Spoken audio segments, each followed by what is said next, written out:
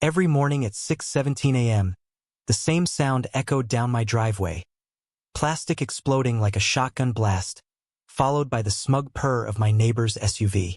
For weeks she'd been knocking over my trash can like it was her personal sport. What she didn't know was, I was about to fight back creatively. I've lived in Willow Bend Estates long enough to understand one universal HOA rule. The grass must be perfect, and your patience even more perfect. My name's Daniel Reyes, 35, HVAC technician, single dad to a 12-year-old girl named Mia who spends alternating weeks with me.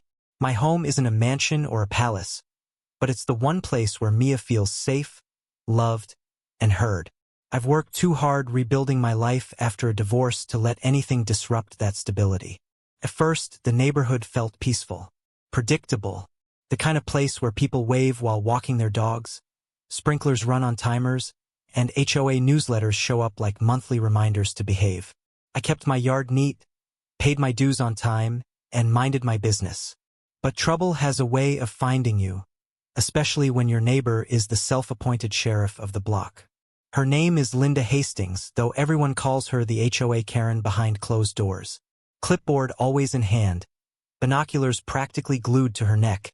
She walks the neighborhood as if every house is a threat to her personal vision of suburban perfection. I thought staying invisible would keep me safe. I was wrong. The first trash can incident happened on a Tuesday. I just finished getting Mia ready for school when I heard it. A violent crack, followed by plastic skidding across pavement. I rushed outside expecting maybe a raccoon or a gust of wind. Nope. There was Linda, backing her oversized luxury SUV away from the freshly destroyed trash can, her window rolling down with the most insincere expression I'd ever seen. "Oh dear," she said, voice syrupy and fake. "These narrow streets, you know? They make it so hard to see obstacles." Obstacles? It was a trash can placed exactly where the city required. She didn't even pretend to hide her smirk. I bent down, picking up spilled cereal boxes and coffee grounds while she drove off without offering help. Mia stood by the front door watching silently, looking confused, like she couldn't understand why someone would do that on purpose. I chalked it up to coincidence, bad timing, maybe even an honest mistake. I replaced the can that weekend and moved on. But 2 days later, same sound, same SUV, same fake sympathy. And then again on Friday. And again the following Tuesday. There was no way all four were accidents. Not a chance. By the fourth smashed trash can, patterns were impossible to ignore. She didn't hit anything else. Just mine. Always around the same time. Always with that same quiet pause afterward, as if admiring her work. Then came confirmation. My neighbor across the street, Mr. Alvarez, a quiet, retired veteran, flagged me down one morning. "I see everything from my porch," he said, tapping his temple. "She's doing it on purpose. She swings wide, then veers toward your can at the last second." I felt heat crawl up my neck. I wasn't angry about the $25 cans. I was angry about the disrespect, the deliberate targeting, and worst of all, how Mia looked at me each time I went outside to clean up the mess. Embarrassed, helpless. So I approached Linda. "Hey Linda," I said during her daily neighborhood patrol. "About the trash can." She raised a hand sharply. "Daniel, these streets are designed for normal-sized vehicles. If your can blocks traffic, that's on you. It's within the legal placement zone," I said calmly. She smirked. "Oh darling. HOA rules matter more than city suggestions. Maybe learn them." And with that, she strutted off like she'd just won something. But something in me shifted that day. I could tolerate inconveniences, misunderstandings, even petty rules. But bullying? No, that was my breaking point. 2 days later, a bright yellow violation notice appeared taped to my door. "Improper trash can placement, $50 fine." The letter claimed my can obstructed traffic, endangered pedestrians, and detracted from neighborhood aesthetics. Every accusation was nonsense. I dug into the city ordinances.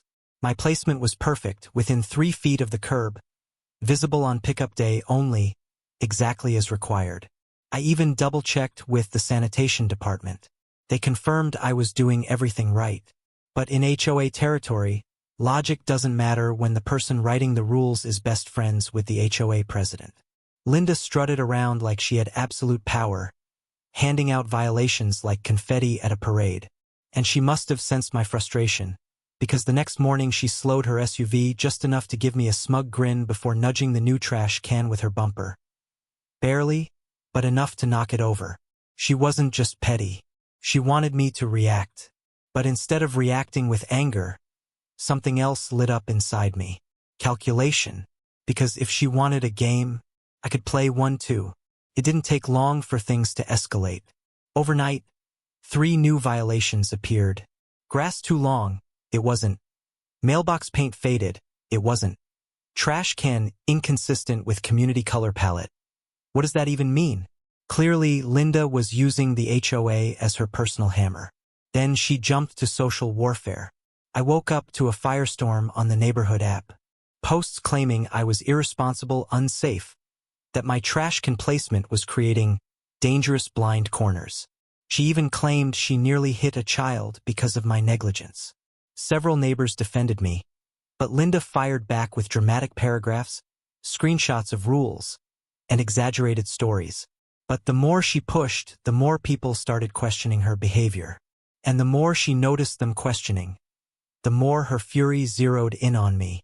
Mia came home from school that Friday unusually quiet. She admitted she overheard one of Linda's friends saying I was bringing down the neighborhood. That did it. This wasn't just an annoyance anymore. It was affecting my daughter. So after she went to bed, I sat at my dining table with my laptop, coffee, and a growing desire for justice. And that's when fate delivered the spark I needed. Saturday morning, I stopped at the hardware store for some duct tape and air filters. That's where I ran into Sam, an old friend who works as a contractor. I vented to him about the trash can saga. He chuckled. You know, city code doesn't say a trash can has to be plastic. I paused mid-sip of my coffee. What did you just say? He shrugged. It just needs to meet size requirements and be mobile on pickup day. Material isn't specified. You could technically make one out of concrete if you wanted. Concrete. My brain lit up like fireworks. That night, after Mia fell asleep, I sketched a design. A normal-looking plastic shell, but inside, a 60-pound reinforced concrete core. Indestructible, immovable, and completely legal. Over the next 3 days, I worked on it in my garage. Cement mix, rebar, a plastic mold, drainage holes, everything disguised under a perfectly ordinary exterior. Mia helped stir the cement Sunday morning, her laughter echoing in the garage. Is this a school project? She asked. Something like that, I said with a grin. By Monday night, the masterpiece was done. Immovable, unbreakable, and ready for its first performance. Tuesday morning, I placed the new trash can in its usual spot. It looked identical to every other can on the street. No reason for suspicion.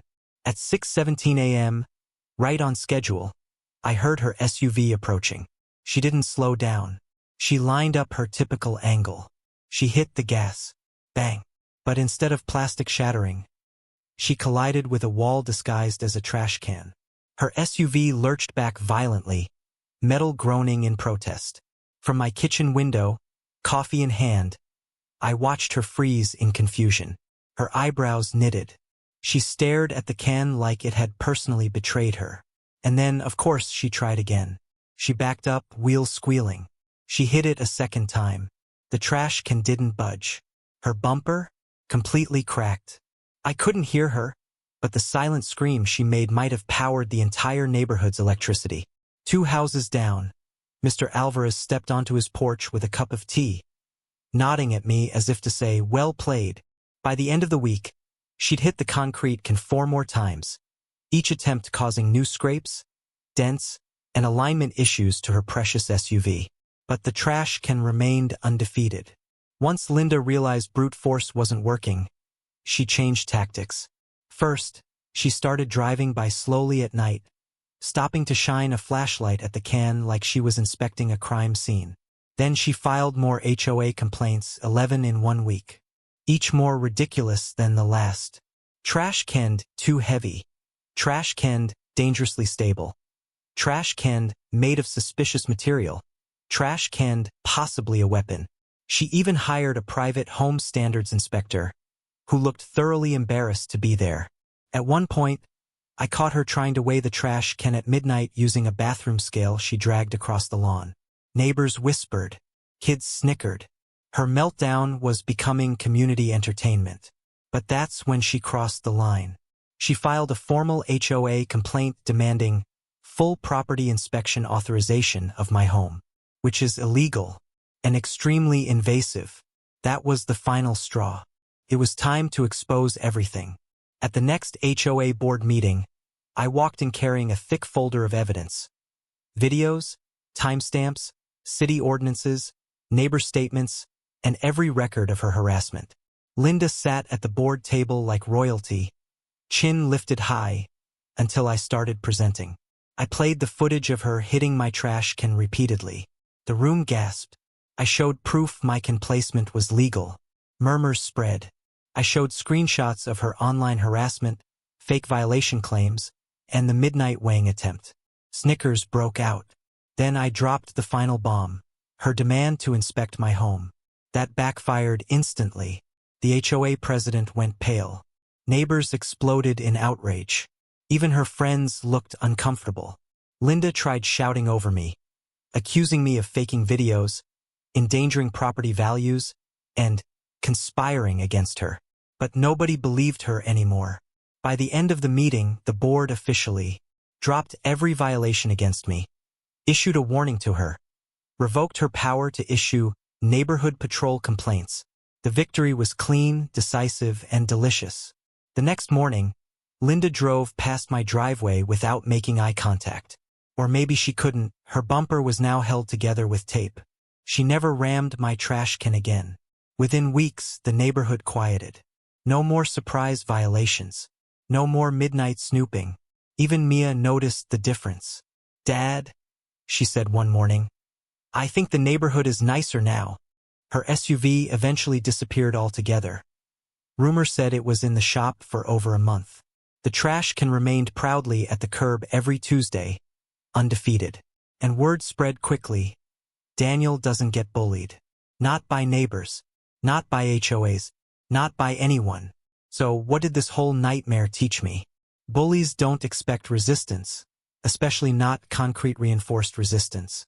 And sometimes standing up for yourself doesn't require shouting, fighting, or arguing. Sometimes it just takes a little creativity and a lot of patience. If you've ever lived through HOA madness, drop your story in the comments. I want to hear it. And if you want more wild neighborhood tales like this one, hit subscribe. Because trust me, this was just the beginning.